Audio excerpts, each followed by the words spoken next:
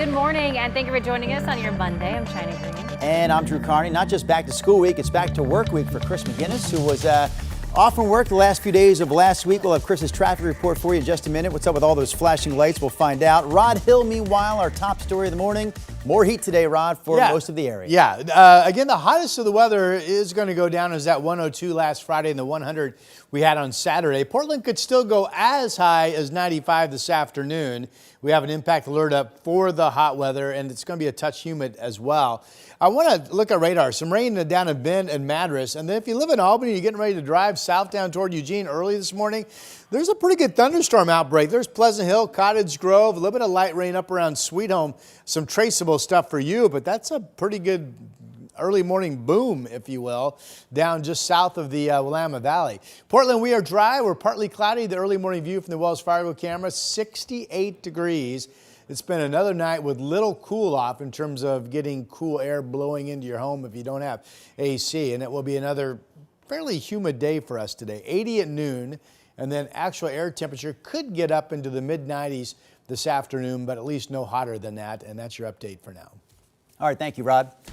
Multnomah County is reporting Portland's first potential fatality from this ongoing heat wave. The county says a 56-year-old man was found dead on Saturday.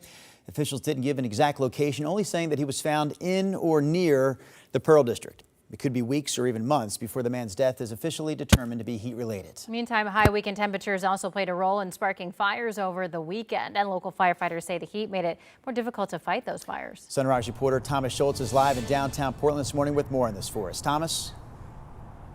Hey, good morning, guys. And yeah, firefighters say those high temperatures really take a toll on them. Not only does it make it more challenging to fight fires, it's also a lot more draining.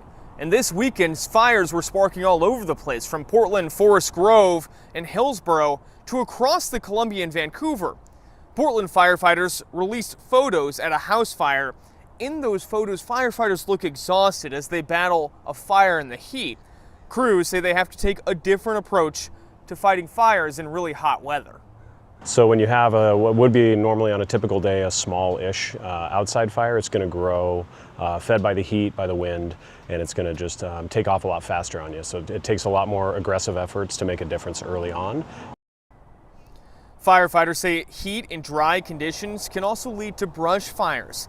In Forest Grove, crews battled a brush fire that threatened a home, and up in Vancouver, nearly 5 acres of brush burned, coming dangerously close to homes and power lines.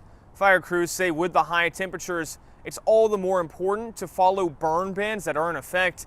If you live near brush as well, it's also important to have an evacuation plan just in case a fire sparks near you.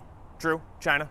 Thank you, Thomas. In the meantime, we have the latest on the flat fire burning in Jefferson and Deschutes County. As of last update here, the fire has burned nearly 22,000 acres. According to the Deschutes County Sheriff's Office, it's destroyed 4 homes and 6 other buildings. Hundreds more remain within and near the fire perimeter, which is located about 2 miles northeast of Sisters. Here's a look at the latest evacuation map for you.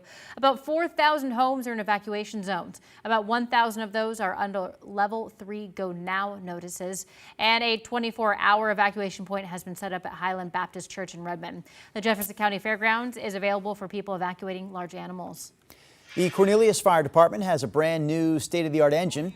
The department says Engine 8 is replacing a much older engine that had been in service for almost 25 years.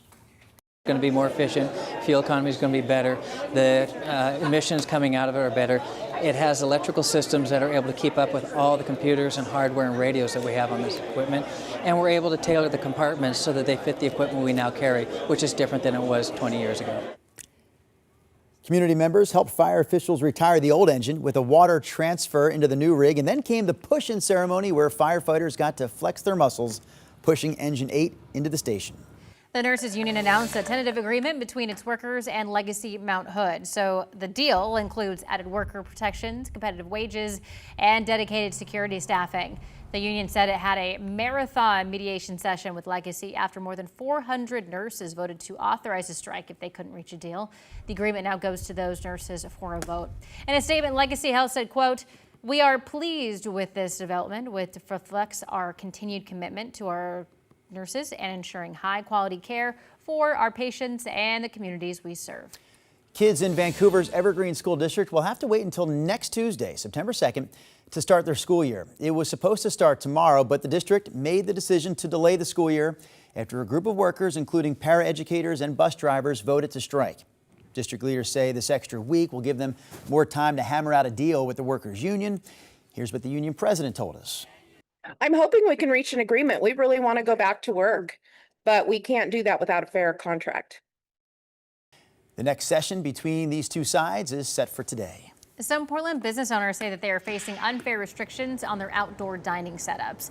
The owner of Cafe Nell in Northwest says Peabot has ordered her to change and remove much of her outdoor structure, which went up during the pandemic. She said that they've been cited for multiple infractions, including being too close to an intersection, but she argues that the regulations go against the city's efforts to get more people in the city.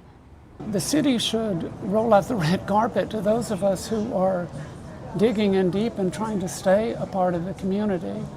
Sending a business a fine and a threat, that's not working together for a solution. Peabot says that they gave Cafe Nell 6 months to bring their structure into compliance before they were fined. The owner has made some changes and is now going through an appeal process. All right, quick look outside right now this morning. Clouds overhead of downtown Portland. This is a look from our Rose City Skycam. Rob, we're not out of the heat wave yet, but the worst of it is behind us. That's what you were saying last half hour. Take a guess real quick, you guys. What's the current temperature right now, right here at Timberline Lodge? Give me a guess. Think big, think high. Oh, really? Yeah. Any guesses? 67. 67, that's a good guess. Producer Alex Gray just got in my ear and said I should guess 100. I don't feel like that's a great guess, but okay, Alex, I'll say it. 100, Rod. I did say it's 70. It's 70 degrees. Now, when I saw this, I went, okay, these are auto plotted. I've got to double check that. So I double checked it. That is correct.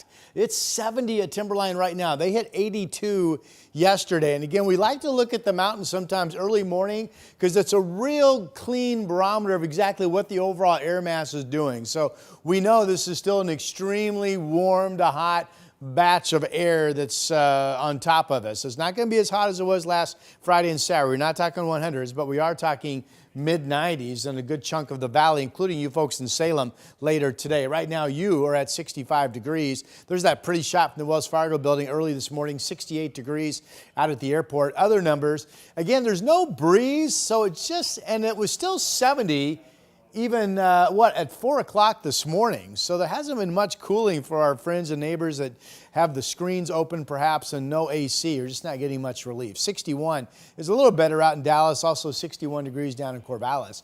So today, this shows us 80, 81 degrees at noon, and then we will be back up into the 90s for this heat wave that began, last Friday when it was 102. Mid-90s in Salem and Albany, Eugene. Low to mid-90s at most in Portland. This shows 92. I think we could be 94, 95. We'll see. And then we have the scattered shower thunderstorm threat continuing in central eastern Oregon. There's a thunderstorm cluster just south of Eugene at this hour right now, by the way, that we've been showing you on radar. So we have another day of weather impact alert simply for the hot weather. A humid low to mid-90s in the valley today. Tomorrow, we're going to lift the impact alert. We've got 93, might only be 90. Obviously, if you don't have AC, it's still really hot. But Wednesday, we're down into the 80s, and there's actually a rain threat Tuesday night into Wednesday, another rain threat Wednesday night into Thursday, and that is your somewhat cooling 7-day forecast. Here's Chris. Rod, thank you for that. Let's pick it up back in Aloha. I want to zoom in right now. In fact, let me step off here real quick. I just had something in my computer just take a little pause on me. I want to take you back out to what Drew was referring to. What were those flashing lights? This is out in Aloha. Southwest Rosa Road right now closed near 190th. He just got the update. Eric Patterson, that is, got the update. TVFNR saying that a garage fire here was called in by the residents of this house. No injuries or anything like that, so that's good news. It looks like they got that put out. But right now, Southwest Rosa Road blocked at 190th. So plan your workaround for that. We'll keep you posted. Back to the freeway drive. Some trouble on the east side, 205 southbound. A fender bender near Prescott right now. Looks like the left lane's starting to slow around that. And that's our first freeway trouble spot of the morning. Drew, China? All right, thank you, Chris.